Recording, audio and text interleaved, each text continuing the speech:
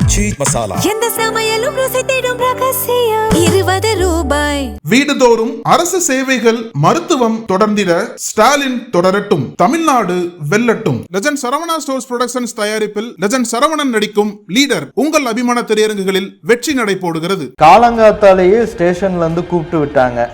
வழக்கம் போல ஸ்டேஷன் அலங்கோலமா இருந்துச்சு. அந்த வழக்கம் போலங்கிற வார்த்தையை நம்ம அவ்வளவு சின்னதா எடுத்துக்க முடியாது. நக்கீரன் பல ஆவணங்களை வெளிப்படுத்தியிருக்கு. அதில் முக்கியமானது இந்த சிசிடிவிலாம் வெளியான ஸ்டேஷன்லேருந்து ஹாஸ்பிட்டல் அழைச்சிட்டு போகிறப்ப அந்த ஹாஸ்பிட்டல் விஷுவல் நக்கீரன் வந்து வெளியிடுது. அப்பே மகன் கிடச்சிருக்காங்க, அடிச்சு பழகிக்காங்க. யார் யார் அடிக்கலைங்கிறதையும் ரிப்போர்ட் பண்ண சொன்னாரா இன்ஸ்பெக்டர். விசாரணையில் பாரதிதாசன் நீதிபதியே மிரட்டுறாங்க. அறிக்கை தாக்கல் பண்ணுறாரு மதுரை ஹைகோர்ட்டில். அவங்களோட உடல் மொழி என்னை பயமுறுத்துற மாதிரி, என்னை வந்து அச்சுறுத்துற மாதிரி அவங்க பண்ணுறாங்க. இவங்க வந்து முக்கியமான தடயங்களை அழிச்சிடலான்னு ஒரு டாபிக் ஓடிட்டு இருந்துச்சு. அதற்கான ஏற்பாடுகளையும் பண்ணாங்க. அதைத்தான் பின்னாட்களில் ஸ்ரீதர் வந்து எங்களை அழிக்க சொன்னார். ரகு கணேஷ் கோர்ட்டில் சொல்கிறார். ஆனால் இரட்டையால் தண்டனை கீழே மணி கொடுத்துருக்கு அப்படின்னா மேலே போய் எவ்வளோ பெட்டிஷன் போட்டு ஃபைட் பண்ணாலும் சேலஞ்ச் பண்ணாலும் இந்த தண்டனை அந்த தீர்ப்பு என்பது மாறுறதுக்கு வாய்ப்புகள் ரொம்ப கம்மி தான்ற மாதிரியும் சொல்கிறாங்க. வழக்கு விவரங்களை வாசிக்கும் போது மனம் பதைக்கிறது அப்படின்னு ஒரு நீதிபதியே சொல்கிறாருன்னா அது எப்படியான ஒரு கேஸாக இருக்கும்? அப்படிப்பட்ட ஒரு கேஸை பற்றி தான் இன்றைக்கி நம்ம பேச போகிறோம். நக்கீரனோட பங்கு இந்த கேஸை பொறுத்த வரைக்கும் ரொம்ப பெரியது. இந்த கேஸ் வந்து பாதிக்கப்பட்டவர்களுக்கு நீதி கிடைக்கிறதுக்கும் நக்கீரன் ஒரு முக்கியமான இடத்துல வந்து பங்காற்றிருக்கு. அந்த கேஸை பற்றி தான் பேச போகிறோம். ஆமாம், அது என்னங்கிறத நீங்களே சொல்லிடுங்க. அதான் சாத்தான்குளம், அதாவது தமிழ்நாட்டுக்கு ஏற்பட்ட ஒரு தலைக்குனிவுன்னு சொல்லலாம். அந்த அளவுக்கு கஸ்டோடியல் டெத்லாம் எப்படி நடக்கும், எவ்வளோ வீரியமாக பண்ணுவாங்க, எவ்வளோ வீரியமாக வந்து காவல்துறையில் இந்த மாதிரி பல அதிகாரிகள் வந்து ஒட்டுமொத்த காவல்துறைக்கே வந்து ஒரு கெட்ட பேர் ஏற்படுத்துகிறாங்கன்றதுக்கு ஒரு சிறந்த உதாரணம். நான் இந்த ஆட்சிலையும் அந்த மாதிரி நடந்துட்டு, சிறந்த உதாரணம் இல்லை, தவறான உதாரணமாக இருக்குது. இந்த ஆட்சிலையும் பார்த்துட்டு இருக்கோம் தொடர்ந்து. அதே மாதிரி இது வந்து அதிமுக ஆட்சி காலத்தில் நடந்த ஒரு கஸ்டோடியல் டெத். அதுக்கு என்ன சொன்னாங்க அப்படின்னா, நீங்கள் சொன்னீங்க இல்லையா முக்கியமான பாயிண்ட், நக்கீரன் வந்து எப்படி இதில் பங்களிப்பது அப்படின்னு கேட்டிங்கன்னா, எடப்பாடி பழனிசாமி என்ன சொன்னார் அப்போ சிஎம் இருந்தவர், ஜெயராஜும் பென்னிக்ஸும் வந்து காவல்துறை கட்டுப்பாட்டில் இருக்கும்போது அவங்க இறக்கல, அவங்களுக்கு வந்து நேச்சுரல் டெத் இது மாதிரி நடந்திருக்கு, அவங்க உடம்பு சரியாம இறந்துருக்காங்க. நேச்சுரல் டெத்துங்கிறத விட மாரடைப்பால இறந்துட்டாங்க, மூச்சு திணறலால இறந்துட்டாங்க அப்படின்னு நாடா சட்டமன்றத்தையும் சொன்னாரு, பொதுவெளியிலும் பேசிட்டு இருந்தாரு. அந்த ஒரு கான்டெக்ஸ்ட் வந்து அவங்க தெளிவாகவே பரப்புனாங்க. ஆனால் அந்த ஒரு செய்திக்கு அகைன்ஸ்டாக தான் நம்ம நக்கீரன் வந்து இன்வெஸ்டிகேட் பண்ணி பல எக்ஸ்க்ளூசிவான ஆதாரங்களை வெளியிட்டு அது வந்து இயற்கை மரணம் கிடையாது, காவல்துறையினர் அவங்களை அடித்து சித்திரவதை பண்ணி கொலை பண்ணியிருக்காங்க. அந்த இறக்குறதுக்கு முன்னாடியுமே ஜிஹெச் போனப்போ டாக்டருமே சுகரும் ப்ரெஷரும் தான் இருக்குது அப்படின்னு ரிமாண்டில் எடுத்துக்கோங்கன்னு சொல்லி தானே அறிக்கையை கொடுத்துருந்தாங்க. ஆமாம், இதில் நீங்கள் அழகு சொல்கிறார் இல்லையா, எடப்பாடி பழனிசாமி ஜெயராஜ் பென்னிக்ஸ் வந்து மூச்சு திணறலாலையும் மாரடைப்பாலையும் இறந்தாங்க அப்படின்னு சொல்கிறாரு. அதே மாதிரி நீங்கள் பார்த்தீங்கன்னா அப்போதைக்கு தமிழக பாஜக மாநில தலைவராக இருந்தவர் முருகன், அவர் என்ன சொல்கிறாருன்னு, இது ஒரு சின்ன இஷ்யூ, இதை வந்து அரசியல் படுத்திட்டு இருக்காங்க அப்படின்னு எல்முருகன் சொல்கிறாரு. கடம்பூர் ராஜு சொல்கிறாரு, அழகு சொன்ன மாதிரி உடல்நலக்குறைவால் மரணம் அடைஞ்சிட்டாங்க அப்படின்னு அவர் சொன்னார். இதுக்கெல்லாம் மேலே அன்னைக்கு டிஎஸ்பியாக இருந்த ஒருத்தர் இரவில் வந்து போராட்டத்தில் ஈடுபடுறாங்க, இது இறந்துட்டாதான் தகவல் பரவிடுச்சு, போராட்டத்தில் ஈடுபடுறப்ப அவர் என்ன சொல்கிறாருன்னா, அவருக்கு ஒன்றும் ஆகலை, நல்லா இருக்காரு, போயிட்டு வாங்க அப்படின்னு கூட்டத்தை கலைக்கிறதுக்கு பேசிகிட்டு இருக்காரு. இது ஒரு சிஸ்டம், இந்த போலீஸ் சிஸ்டங்கிறது இப்படி தான் சிந்திக்கும் அப்படிங்கிறதுக்கு ஒரு சிறந்த உதாரணம். அழகு சொன்ன மாதிரி இது ஒரு சிறந்த உதாரணங்கிறத தாண்டி தவறான உதாரணமாக இருக்குது. எல்லா ஆட்சி காலத்திலையும் போலீஸார் இப்படி தான் நடத்துகிறாங்க அப்படின்னாலும் இதில் என்ன முக்கியமான விஷயம் அப்படின்னா, அந்த போலீஸ் துறையை சார்ந்தவர்களே இந்த குற்றவாளிகளுக்கு எதிராக நின்று அவங்களுக்கு தீர்ப்பு வாங்கி கொடுத்துருக்காங்கிறத நம்ம பார்க்கலாம். அதுதான் வந்து முக்கியமான ஒரு விஷயமே. காவலர்கள் வந்து ரேவதி, பியூலா, அவங்க அந்த ஸ்டேஷனில் இருக்கக்கூடிய பெண் காவலர்கள் தான். ஆனால் ஒரு காவல்துறையை சார்ந்த அதிகாரிகளே இப்படிப்பட்ட ஒரு கொடூரத்தை நிகழ்த்துறதை பார்த்துட்டு அவங்களால அதை சகிச்சுட்டு போக முடியல. அதனால தான் வந்து அவங்களே தைரியமாக கோர்ட்டில் வந்து அந்த காவலருக்கு அகேன்ஸ்டாக சாட்சி சொல்கிறாங்க. ஆமாம், வந்து டார்ச்சர் பண்ணது உண்மை தான், ரொம்ப கொடூரமாக சித்திரவதை பண்ண போய் தான் இறந்துருக்காங்க அப்படின்ட்டு ஒரு சாட்சியம் சொல்ல போய் தான் அந்த சாட்சியமும் நம்ம நக்கீரன் வெளிக்கொண்டு வந்த பல உண்மைகளும் தான் இந்த கேஸில் வந்து மிக முக்கியமான ஒரு ஆதாரமாக இருந்திருக்கு. இப்போ சிபிஐ விசாரணைக்கு போனதுக்கு அப்புறமும் தொடர்ந்து நக்கீரன் வந்து இது எப்படிலாம் கேஸ் போயிட்டு இருக்குன்னு முத கொண்டு கவரேஜ்லாம் பண்ணது, நம்ம ஆசிரியர் கூட பல வீடியோ கால் பேசினது எல்லாமே வந்து கமல் சொன்னார்ல ஒரு விஷயம், அந்த ஹாஸ்பிட்டல்லேருந்து அழைச்சிட்டு வரப்ப இருந்த வீடியோஸ்லாம் அதெல்லாம் நக்கீரன் தான் வெளியிட்டுச்சு. நக்கீரன் பல ஆவணங்களை வெளிப்படுத்தியிருக்கு. அதில் முக்கியமானது இந்த சிசிடிவிலாம் வெளியானுச்சு. அதை தாண்டி அவங்க வந்து காயத்தோடையும் ரத்தம் போயிட்டே இருக்கதான ஸ்டேஷன்லேருந்து ஹாஸ்பிட்டலுக்கு அழைச்சிட்டு போகிறப்ப அந்த ஹாஸ்பிட்டல் விஷுவல் நக்கீரன் வந்து வெளியிடுது. அதில் அந்த கையிலெல்லாம் ரத்தக்கரையாக இருக்கிறதுலாம் அப்போ தான் அம்பலமாகுது. அது வரைக்கும் என்ன சொன்னாங்கன்னா, இவர் சொன்ன மாதிரி இந்த மாதிரியான காரணங்கள் தான் சொன்னாங்க. மாரடைப்பு, மூச்சு திணறல் இல்லையா. போலீஸே எஃப்ஐஆரில் என்ன சொன்னாங்க, அவங்க வந்து போலீஸாரை வந்து போலீஸார் திட்டிக்கிட்டு போலீஸாருக்கு சாபம் விட்டுட்டு கீழே விழுந்து பறண்டாங்க. அதில் தான் ஊமை காயங்கள் உடம்புல ஏற்பட்டுடுச்சுன்னு. எங்கேயும் விழுந்து பறண்டா ஊமை காயம் எப்படி உடம்புல வரும்னு தெரியல. அதை போலீஸ்காரங்க அப்படி சொல்லியிருக்காங்க. சின்ன விஷயம்னு யார் சொன்னா? எல்முருகன். அப்போ பாஜக தலைவர். இல்லை, இதில் என்னன்னா, நம்ம நக்கீரன்ல வெளியான செய்தியில இருந்து சொல்றாங்க. இது வந்து சின்ன விஷயம்னு எதை வச்சு சொல்றாங்கன்னு தெரியல. ஏன்னா இதில் வந்து அதிகார மீறல் இருக்கு. போலீஸ் வந்து தன்னுடைய அதிகாரத்தையும் மீறி செயல்பட்டுருக்காங்க. அது இல்லாமல் அதிகார துஷ்பிரயோகம், ஃப்ரெண்ட்ஸ் ஆஃப் போலீஸ்ன்னு சொல்லி ஒரு அமைப்பை அதை தடை பண்ணிட்டாங்க. ஆனால் அப்போ இருந்துச்சு. அவங்கள விட்டு ஒவ்வொருத்தரும் வரவங்க இதில் மென்ஷன் பண்ணியிருக்காங்க, வர்றவங்க போகிறவங்களெல்லாம் அடிக்க சொன்னாங்க. யார் யார் அடிக்கலைங்கிறதையும் ரிப்போர்ட் பண்ண சொன்னாராம் இன்ஸ்பெக்டர். ஸோ அந்த அளவுக்கு அதிகார துஷ்பிரயோகமும் நடந்துருக்கு. அடிச்சு பழகிக்கோங்க அப்படிங்கிறத, அடிச்சு பழகிக்கங்க, அதாவது அப்பே மகன் கிடைச்சிருக்காங்க, அடிச்சு பழகிக்கங்க அப்படிங்கிறதையே சொன்னதா இதுலலாம் இருக்கு, வாக்குமூலங்கள்லாம் இருக்கு. அடுத்தது வந்து சாதி ரீதியான சப்போர்ட். அதாவது தப்பு பண்ணிட்டாங்க, ஒரு அவங்களுக்கு தெரிஞ்ச யாரோ ஒருத்தரை போய் பார்க்குறாங்க. அது வந்து ஏதோ ஒரு காலம் பயமாக இருக்கலாம், இல்லை தப்பிக்க நினச்சி ஏதோ ஒன்றா இருக்கலாம். அவங்க என்ன சொல்லியிருக்கணும், சரி ஆகிப்போச்சு போய் போலீஸில் சரணவங்க, அதானே அறம்ங்கிறது. ஆனால் இங்கே ஜாதி வந்து எவ்வளோ கொடுமையானதுங்கிறது அதான். நம்ம மனவாடாக இருந்தாலும் ஒன்றும் பண்ண முடியும். அப்படி தான் அவர் பேசவே ஆரம்பிக்கிறாரு அந்த விஐபி. நம்மளாக இருந்தாலும் என்ன பண்ண முடியும், வெள்ளம் வந்துடுச்சு, நான் வேணா கார் தரேன், நீ தப்பிச்சு போய்க்க அப்படின்னு ஒரு இன்ஸ்பெக்டர்கிட்ட எஸ்ஐட்ட சொல்லியிருக்காரு. அடுத்து ஒருத்தர் வந்து நீ நம்ம ஜாதியாக இருக்கலாம், செத்தது வேற சமூகம், இதில் வந்து நான் உள்ள வந்தால் ஜாதி பிரச்சனை ஆயிரும் அப்படின்னு அவரோட பாதுகாப்பை உறுதிப்படுத்திக்கிறாரு. அடுத்து பார்த்தீங்கன்னா ஸ்டேஷன் ஃபுல்லாக ஒரே ரத்தக்கரை அலங்கோலம். அதாவது என்ன சொல்கிறாங்கன்னா, காலங்காத்தாலேயே ஸ்டேஷன்லேருந்து கூப்பிட்டு விட்டாங்க, வழக்கம் போல ஸ்டேஷன் அலங்கோலமாக இருந்துச்சு. அந்த வழக்கம் போலங்கிற வார்த்தையை வந்து நம்ம அவ்வளவு சின்னதாக எடுத்துக்க முடியாது, எளிதாக கடந்து போகவும் முடியாது. ஏன்னா ஒரு போலீஸ் ஸ்டேஷன் எப்போ அலங்கோலமாகும், அங்கே ஏதாவது அதிரடியாக ஒரு விஷயம் நடந்தால் தான் அலங்கோலமாகும். வழக்கம் போல நடக்குதுன்னா அப்போ தினமும் நடந்துகிட்டே இருக்கு, வழக்கமா ஏதோ ஒன்று இப்படி ஆயிட்டே இருக்கு. இவங்க விஷயம் தான் பெருசா வந்திருக்குன்னு தானே அர்த்தம். அதான் இத்தனை விஷயங்கள் வந்து அடங்கி இருக்கப்ப இதை எப்படி ஒருத்தர் வந்து சின்ன விஷயம்னு சொல்றாரு அப்படிங்கறத தான் நான் கேட்க விரும்புறேன். சின்ன விஷயம்னு சொன்னவருடைய அன்னைக்கு அரசியல் தேவை என்ன அப்படிங்கறத நம்ம பார்க்க வேண்டியதா இருக்கு. எடப்பாடி ஆதரவு எதிர்ப்புங்கிறத தாண்டி இது வந்து இந்த ஒரு சிஸ்டத்தை பாதுகாக்க எடப்பாடி போராடினாரு. அவர் தான் அன்னைக்கு போலீஸ் மந்திரியா இருந்திருக்காரு, அவர் போராட்டத்தில் ஈடுபட்டிருக்காரு. இல்ல எல்முருகன் சின்ன விஷயம் சொன்னதுக்கு பின்னாடி இன்னொரு காரணமும் இருக்கு. ஏன்னா இந்த ஃப்ரெண்ட்ஸ் ஆஃப் போலீஸில் ஆர்எஸ்எஸ்ல ட்ரைனிங் எடுத்தாங்கல்ல, அவங்க தான் நிறைய பேர் உள்ள வராங்க. அதாவது சேவா பாரதிங்கிற அமைப்பு மூலமாக பயிற்சி பெற்ற இளைஞர்கள் தான் ஃப்ரெண்ட்ஸ் ஆஃப் போலீஸ்க்குள்ளே வராங்க. இப்போ வந்து அதில் என்ன போட்டிருக்காங்க, சேவா பாரதி அமைப்பின் இளைஞர்களைப் போல் தமிழகத்தில் ஒவ்வொரு காவல் நிலையத்திலும் பாஜக ஆர்எஸ்எஸின் 18க்கும் மேற்பட்ட உள்ளமைப்புகளை சார்ந்த இளைஞர்கள் ஃப்ரெண்ட்ஸ் ஆஃப் போலீஸ் என்ற பெயரில் இயங்கி வருகிறார்கள். இப்போ எல்முருகனுக்கு வந்து போலீஸோட சிஸ்டத்தையோ எடப்பாடி பழனிசாமி அவரோட இதையோ காப்பாற்றணுங்கிறதுலாம் இல்லை, அவங்களுக்கு அவங்க சிஸ்டத்தை காப்பாற்றிக்கலாம். இது வந்து நம்ம பல ஆண்டுகளாக பேசித்தான் இருக்கோம். தமிழக காவல்துறைக்குள்ள ஆர்எஸ்எஸ் ஊடுருவலா அப்படின்ற கேள்வியை வந்து விவாதமாக தான் இருக்குது. அப்போ எப்படி வந்து இந்த ஒரு கொள்கை உள்ள ஒருத்தவங்களை வந்து எதுக்காக தமிழ்நாடு போலீஸ்காரங்க வந்து உள்ளே அனுமதிக்கிறாங்க அப்படின்ற ஒரு கேள்வி இருக்குது. இப்போ இன்னொரு பக்கம் நேத்திக்கு அந்த நீதிபதி ஒரு தீர்ப்பு கொடுத்தார்ல, அது வந்து உங்களுக்கு எப்படி இருந்தது டிஸ்கஸ் பண்ணும்போது? ஏன்னா கேட்ட உடனே வந்து என்னன்னா நீதி கிடச்சிருச்சு, அந்த அதாவது 6 ஆண்டுகளாக வந்து அந்த குடும்பம் வந்து இயங்குனாங்கல்ல, தவிச்சாங்கல்ல, நீதி கிடைக்கணும். ஏன்னா நீராயுதபாணியாக இருந்தாங்க 2 பேரும். விசாரணை கூட்டு போறோன்னு சொல்லி விசாரணை கூட்டு போனவங்க இவங்களும் வந்து ஜெயராஜ் பென்னிங்ஸ் தரப்புலையும் பெருசா வந்து எதிர்த்து எந்த தாக்குதலும் பண்ணல. விசாரணைக்கு அழைச்சிட்டு போனவங்க நீராயுதபாணியா இருந்தவங்களை வந்து 9 பேருமே சேர்ந்து அடிச்சு கொலை பண்ணியிருக்காங்க. இதுல வந்து இன்ஸ்பெக்டர் ஸ்ரீதர் இருக்காருல்ல, அவரு முதல்ல அடிக்க ஆரம்பிச்சார். அதுக்கப்புறம் தான் கூட இருக்கிற காவலர்கள் வந்து ஸ்ரீதரை தடுக்காம அவங்களும் சேர்ந்து அடிச்சாங்க. நீதிபதி அதான் சொல்றாரு. அப்போ இவங்களும் உடந்தையா இருந்திருக்காங்க அந்த குற்றத்திற்கு. அப்போ 9 பேருக்கும் தண்டிக்க வேண்டியப்பட இவங்க தான். யாருமே வந்து விடுவிக்க முடியாது. ஏன்னா விடுவிச்சாலோ இல்லை வந்து ஆயுள் தண்டனை கொடுத்தாலோ போலீஸ்காரங்களுக்கு பயம் இருக்க மாட்டேங்குது. ஆயுள் தண்டனை கொடுப்பாங்கன்னு சொல்லிட்டு மீண்டும் அந்த தப்பு பண்றாங்க. அதனால இந்த 9 பேருக்கு மரண தண்டனை கொடுத்துட்டாங்க. இந்த 9 பேரை காப்பாற்ற முயற்சி பண்ண எடப்பாடி பழனிசாமிக்கு என்ன தண்டனை?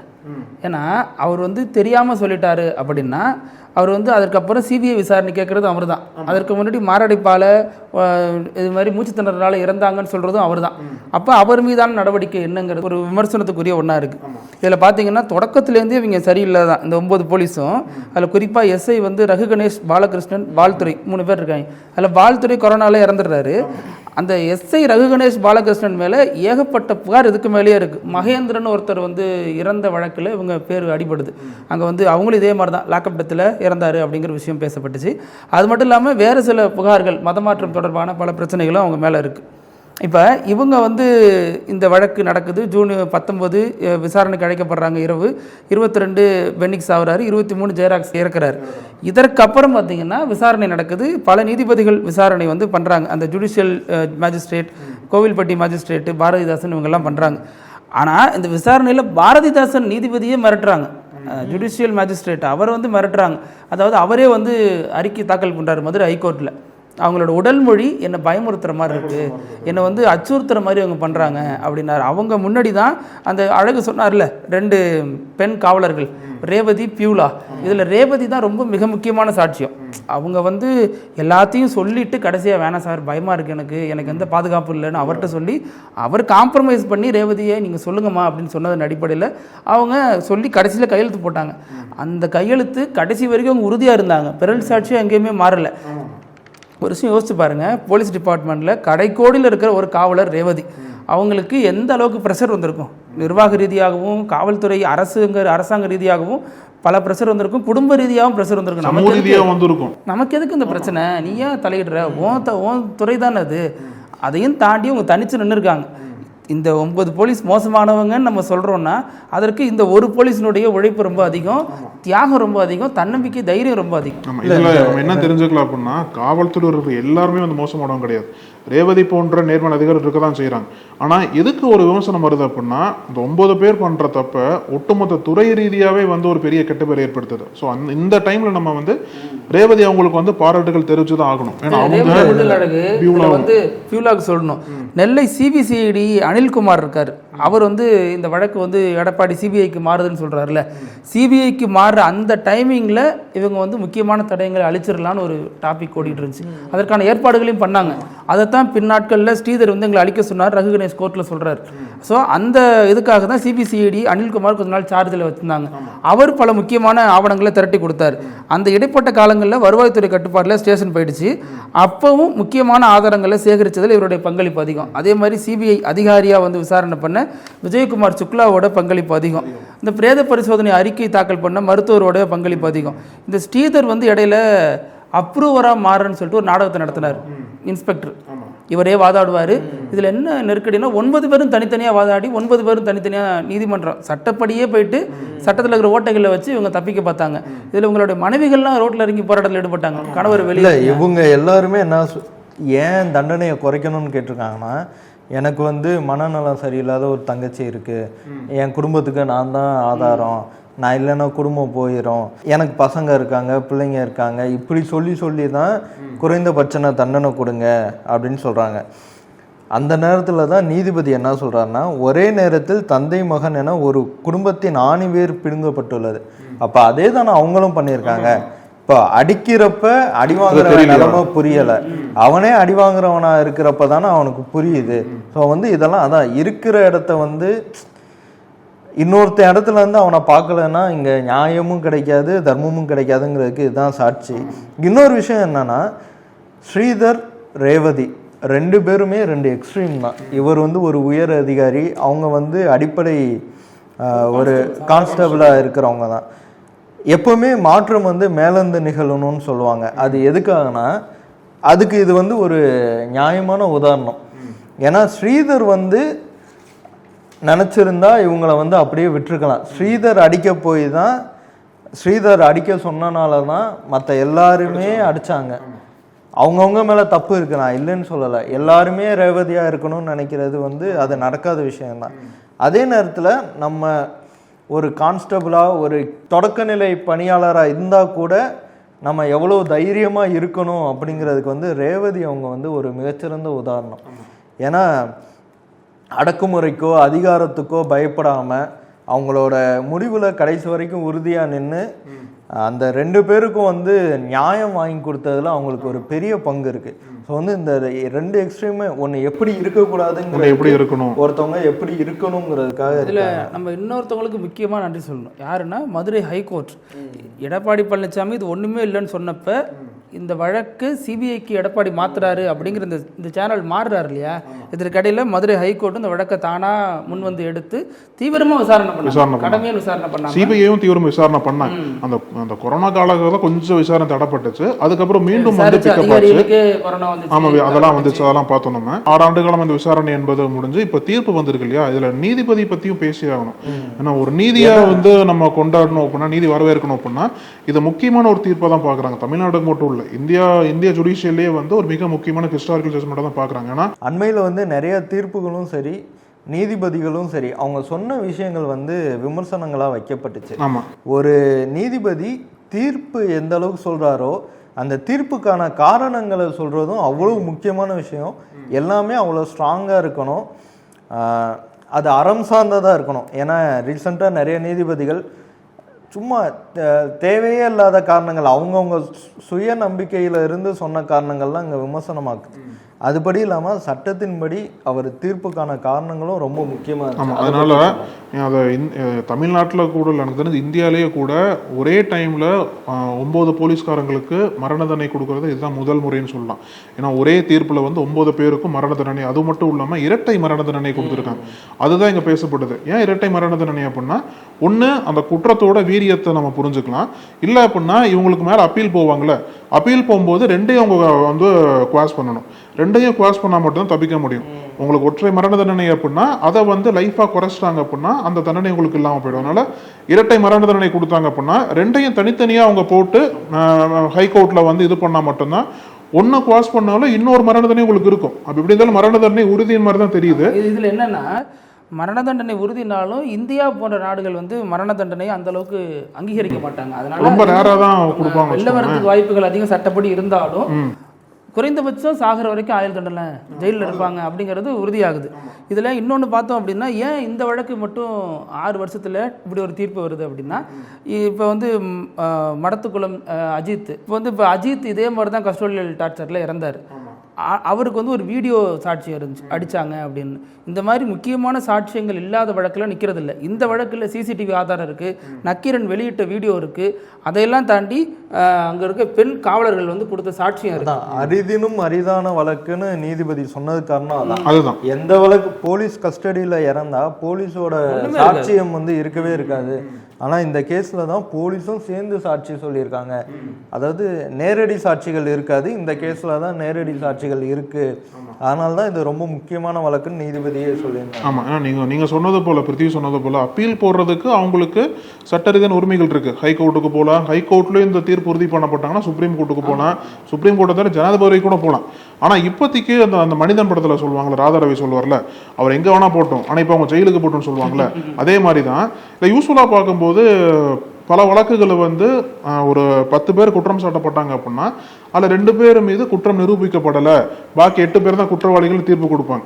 ஆனால் இந்த ஒரு குறிப்பிட்ட வழக்கில் யார் மீதெல்லாம் குற்றம் சாட்டப்பட்டதோ அத்தனை பேரும் குற்றவாளிகள் அப்படின்ற ஒரு தீர்ப்பு கொடுத்துருக்காங்க. அதில் ஒருத்தர் இறந்து போயிட்டாரு ஜெயிலில் இருக்கும்போது. இவங்க வந்து இப்போ இன்னும் அடுத்த நீதிமன்றம், உயர் நீதிமன்றம், உச்ச நீதிமன்றத்துக்கு போகலாம்.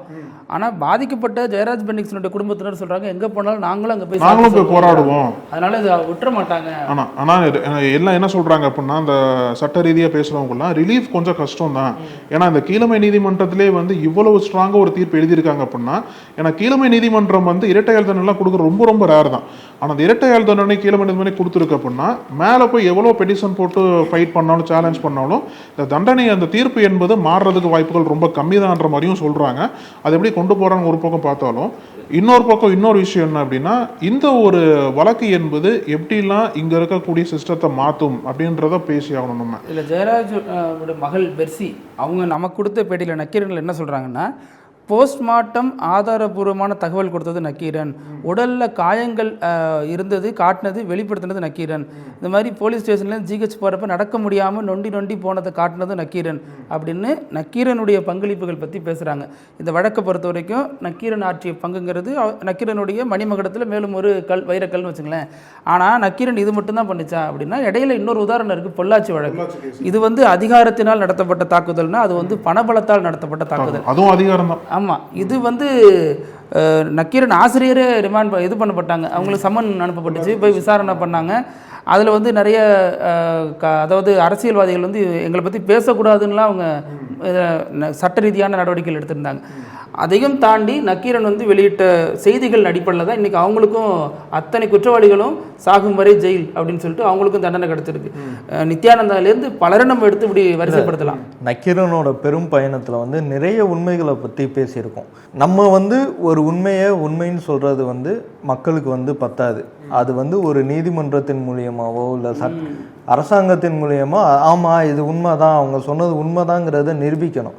அதற்கான காலம் வந்து ரொம்ப பெருசு. அது வரைக்கும் சமாளிக்கிறதே நக்கீரனுக்கு வந்து ஒரு பெரிய உழைப்பு தேவை, ஒரு பெரிய திடம் தேவை. ஏன்னா நம்ம ஒரு உண்மையை சொல்லும்போது அதை நம்ம ஆதாரங்களோடு தான் சொல்கிறோம், ஆனால் நிரூபிக்கிற உரிமை வந்து நம்மக்கிட்ட இல்லை. அது வந்து நீதிமன்றத்திட்டையும் அரசாங்கத்திட்டையும் தான் இருக்குது. நம்ம ஒரு உணவு பழக்கம் பற்றி போட்டிருந்தோம், அப்போ அது வந்து ரொம்ப பெரிய பிரச்சனையாகி அப்படியாச்சு. ஆனால் கிட்டத்தட்ட ஒரு 10-15 வருஷம் கழித்து அவரோட உறவினர் ஒருத்தர் ஆமாங்க அவங்களுக்கு அது சாப்பிடுவாங்க அப்படின்னு சொல்கிறாங்க.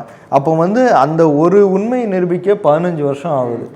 அதே மாதிரி 90கள்லேயே வீரப்பன்னு ஒருத்தர் இல்லை, இவங்களா சும்மா ஆள் செட் பண்ணி பேசிக்கிறாங்க அப்படின்னு சொன்னதை நிரூபிக்கிறதுக்கு ஒரு வீடியோ பேட்டி தேவைப்பட்டுச்சு.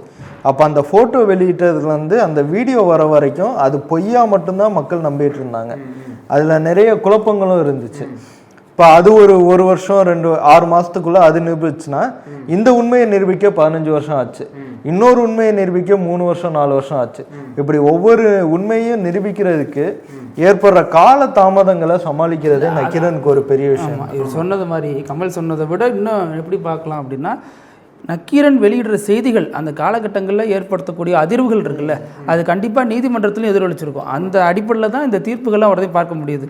மக்கள் எவ்வளோ அவதிப்படுறாங்க, என்ன நடந்துச்சுங்கிற ஒரு தேவை எல்லாருக்கும் தெரியணுங்கிற ஒரு அவசியம் இருக்குல்ல, அதை நக்கீரன் வெளியிட்டு அன்றைக்கி பெரிய அதிர்வுகளை சமூகத்தில் ஏற்படுத்தினுச்சு. அதில் முக்கியமான ஒரு வழக்குங்கிறது ஜெயராஜ் பெனிக்ஸோட வழக்கு. இப்போ பிருத்திவி சொன்னது போல் இந்தியாவில் வந்து எல்லா குற்றங்களுக்கும் மரண தண்டனை ஒரு ஈஸியாக கொடுத்துட மாட்டாங்க, ரொம்ப ரேரஸ்ட் ரேர் தான். அப்படி மரண தண்டனை கொடுத்தாலும் உடனே அதை வந்து எக்ஸிக்யூட் பண்ண மாட்டாங்க. அந்த குற்றவாளிகளுக்குன்னு அவங்களுக்கு சட்ட உரிமையெல்லாம் இருக்குது. அது கடைசி கட்ட வரைக்கும் ஆட்டோ சங்கரா நம்ம தமிழ்நாட்டில் சொல்கிறீங்களா அப்படின்னு தான் நினைக்கிறேன். ஏன்னா தமிழ்நாட்டில் பெருசாக இது வரைக்கும் தூக்கு மேடையே இல்லைன்ற மாதிரி சொல்கிறாங்க. ஏன்னா இப்போ லாஸ்ட்டாக இந்தியாவில் வந்து நிர்பயா கேஸில் குற்றவாளிகளுக்கு மரண தண்டனை நிறைவேற்றப்பட்டது. அதுவும் வந்து மும்பையில் நினைக்கிறேன், மும்பையிலே திகார்லேன்னு சரியாக தெரில, ஆனால் இருந்தாலும் அதான் லாஸ்ட்டாக நிறைவேற்றப்பட்டது. ஆனால் நம்ம நீங்கள் சொன்னது போல் தமிழ்நாட்டில் வந்து தூக்குமேடையே இல்லாத பட்சத்தில் இந்த ஒரு வழக்கு எப்படி கையாள போகிறாங்கன்ற ஒரு கேள்வி ஒரு பக்கம் இருந்தாலும், இதுக்கு முன்னாடி ஒரு 3 வருஷத்துக்கு 4 வருஷத்துக்கு முன்னாடி போனீங்கன்னா 2022 ஒரு மிக முக்கியமான தீர்ப்பு கொடுத்தாங்க அகமதாபாத்தில். என்ன தீர்ப்பு அப்படின்னா, அந்த வழக்கில் அதாவது 2008ஆம் ஆண்டு நடந்த அகமதாபாத் குண்டுவெடிப்பு, அந்த நகரத்தில் 21 இடங்களை குண்டு வெடிச்சது, அதில் 56 பேர் இறந்து போயிட்டாங்க. அந்த விசாரணை என்பது முடிஞ்சு 2022 தீர்ப்பு தராங்க. அந்த தீர்ப்பில் ஒரே தீர்ப்பில் 38 பேருக்கு மரண தண்டனை கொடுத்தாங்க. 38 பேருக்கு. அதுதான் வந்து இந்தியாவிலேயே ஹையஸ்டாக பேசப்பட்டது. ஒரே தீர்ப்பில் 38 இதுக்கு ஒரே தீர்ப்பில் இத்தனை பேருக்கு மரண தண்டனை கொடுக்கறது. ஆனால் அவங்களுக்கு உடனே நிறைவேற்றலை, அவங்களுக்கு இந்த மேல் விசாரணை போயிட்டு தான் இருக்குது. அதுக்கப்புறம் இந்த ஒரு தீர்ப்பை வந்து இந்தியா முழுக்க பேசிகிட்டு இருக்காங்க. ஏன்னா 9 காவலர்களுக்கும் ஒரே தீர்ப்பில் மரண தண்டனை என்பது ரொம்ப ரேரஸ்ட் ரேர் தான். அதுபடி பார்த்தீங்க அப்படின்னா 9 பேருக்கும் தண்டனை கிடைக்கணுங்கிறது நம்ம விருப்பம். ஆனால் மரண தண்டனை கிடைக்கணுமா அப்படிங்கிறது அது எப்போவுமே மறுபரிசீலனைக்கு உட்படுத்த வேண்டிய ஒரு விஷயம்தான். அது வந்து இந்தியாவும் சரி, இந்தியாவில் இருக்கக்கூடிய அமைப்புகள் மனித உரிமை அமைப்புகளும் சரி இந்த விஷயத்தை வந்து எப்படி அணுகுறாங்க அப்படிங்கிறதுல ஒரு புரிதல் இருக்குது. ஏன்னா எல்லாத்துக்கும் தூக்கு தண்டனை அப்படிங்கிறது இது வந்து தவறான முன்னுதாரணமாக மாறும் அப்படிங்கிறது ஒரு பார்வை இருக்குது. இப்போது ஒரு நீதிபதி சொல்லும்போதே எனக்கு மனசு அவ்வளோ இதாக இருக்குன்னு சொல்கிறாரு. 9 பேருக்கு வந்து மரண தண்டனை, இரட்டை மரண தண்டனை கொடுக்குறாங்க. இப்போ இவ்வளோ பெரிய கேஸுக்குன்னு ஒரு தொடக்கம் இருக்கும்ல, எதனால இவங்கள அரெஸ்ட் பண்ணாங்க? ஆமாம், அவங்க பண்ண பெரிய குற்றம் அப்படி என்ன கேட்டது தர மாட்டேன்ட்டாங்க, அதான் பிரச்சனை. அதாவது இவங்க சொல்கிறது வேணா கரோனா டைமுக்கு 8 மணிக்கு சாத்துறோன்னா சாத்தாமல் வச்சுருக்காங்க அப்படின்னாலும் முன்னாடியே இருந்த பகை தான் அதுக்கெல்லாம் காரணம். அவர் ஏதோ அவரால் ஒரு அனுகூலம் கேட்டிருக்காரு, அவர் அதை செஞ்சு தர மறுத்திருக்காரு. அந்த பகை நாளுக்கு நாள் வளர வளர ஏதாச்சும் ஒரு வாய்ப்பு கிடைக்குமா, ரிவெஞ்ச் எடுத்துடலாமான்னு பார்த்தப்ப இது சரியான வாய்ப்பு. இந்த வழக்கு பற்றி ஆசிரியர் ஒரு வீடியோவில் என்ன சொல்லுவார் அப்படின்னா, நம்ம ஆசிரியர் பேசும்போது ஜெயராஜ் பென்னிங்ஸ் வந்து பண்ணது பெரிய குற்றம். ஏன்னா பொள்ளாச்சி கேஸ் அது சின்ன குற்றம், பொள்ளாச்சி கேஸில் பண்ணது சின்ன குற்றம், கன்னியாகுமரி காசி பண்ணது சின்ன குற்றம், அவங்களாம் சொகுசாக இருக்காங்க. ஆனால் ஜெயராஜ் பென்னிங்ஸ் பண்ணது பெரிய குற்றம். என்ன குற்றம் அப்படின்னா, இந்த கொரோனா டைமில் ஊரடங்கு உத்தரவு போட்டிருப்பாங்களே, அந்த டைமில் வந்து கூட 5 நிமிஷம் கடையை திறந்து வச்சுட்டாங்க. அதை தான் பண்ண பெரிய குற்றம் அவங்க. ஏன்னா சிசிடிவி கேமராலே பார்க்கும்போது அங்கே கடை திறந்துருக்கும், அவங்க மொபைல் ஷாப் தான் வச்சுருந்தாங்க. அங்கேருந்து போலீஸ்காரங்க கூப்பிடுவாங்க, ஜெயராஜ் போவார், பின்னாடி பென்னிங்ஸும் போவார். அப்போ என்ன பண்ணுவாங்க அப்படின்னா, 5 நிமிஷத்துக்கு மேலே கடை திறந்து வச்சிட்டீங்கன்னு சொல்லிட்டு ஒரு குற்றச்சாட்டு அடிப்பில் விசாரணை கூப்பிட்டு போவாங்க. விசாரணை டைமில் தான் இப்படி 9 பேர் சேர்ந்து 2 பேரை சித்திரவதை பண்ணி கொண்டிருக்காங்க. பண்ண குற்றமே வந்து 5 நிமிஷம் கடையை திறந்து வச்சது தான், அதை தான் பண்ணியிருக்காங்க. அதுக்கு இவ்வளோ பெரிய தண்டனையா அப்படின்ற ஒரு கேள்வி. இப்போ இதில் வந்து நம்ம பார்க்குறது, இந்த காவலர்கள் கைது செய்யப்பட்டாங்க, 6 வருஷம் மதுரை மத்திய சிறையில் இருந்தாங்க. ஆனால் ஒரு முறை கூட அவங்களுக்கு மாவு கட்டு போடப்படலை, ஏன்னா அவங்க பாத்ரூமில் வலிக்கியே விழலை. இதே மற்றவர்கள் இந்த மாதிரியான பிரச்சனைகளை சிக்கிறப்ப ஈஸியாக மாவு கட்டு வந்துடும், ஈஸியாக பாத்ரூமில் வலிக்க விழுந்துருவாங்க. அப்போ இந்த சிஸ்டம் இன்னமும் அவங்களை காப்பாற்றிக்கிட்டே தான் இருக்குது அப்படிங்கிறது மறைமுகமாக இந்த விஷயம் நமக்கு உணர்த்துற மாதிரி தான் இருக்குது. ஆமாம், இன்னொரு முக்கியமான விஷயம் என்பது, அவங்களுக்கு தண்டனை குறைப்பு சாத்தியம் இல்லைன்னு ஏன் சொல்கிறாங்க அப்படின்னா, அந்த விசாரணை கொண்டு போகிறது சிபிஐ கொண்டு போகிறாங்க. இதே மாநில காவல்துறை பண்ணாங்க அப்படின்னா அவங்க தமிழ்நாடு போலீஸ் தானே, அதனால அவங்களுக்கு கொஞ்சம் ஃபேவராக பார்ப்பாங்கன்னு சொல்லிட்டு ஏதோ ஒரு வகையில் சொல்லலாம். உச்சபட்ச தண்டனை கொடுங்கன்னு தானே கேட்குது. ஆமாம், அதனால் அந்த எங்கே போனாலும் சிபிஐ தரப்பில் இருந்து ஸ்ட்ராங்கான வாதங்கள் வைக்கப்படும். இந்த தீர்ப்பு ஒரு ஸ்ட்ராங்காக அங்கே நின்று பேசும். அந்த ஜெயராஜ் பென்னிங்ஸ் குடும்பத்தினரும் எங்கே போனால் நாங்களும் வந்து நாங்கள் ஸ்ட்ராங்காக நிற்போன்ற மாதிரி சொல்கிறாங்க. அதனால் தண்டனை குறைப்பு என்பது சாத்தியம் இல்லைன்னு தான் சொல்கிறாங்க. மேற்கொண்டு நம்ம வந்து எப்படி இந்த கேஸ் ஃபாலோ பண்ணுதுன்னு சொல்லிட்டு நம்ம தொடர்ந்து பேசலாம். நக்கீரனை பொறுத்த வரைக்கும் நம்ம முன்னாடியே சொன்னோம், ஒரு 10 வருஷத்துக்கு முன்னாடி நடந்ததெல்லாம் நம்ம உண்மைன்னு சொன்னதெல்லாம் இன்னைக்கு உண்மைன்னு நிரூபிச்சுக்கிட்டே இருக்காங்க. தீர்ப்பும் சரி, அரசாங்க வழியிலையும் சரி.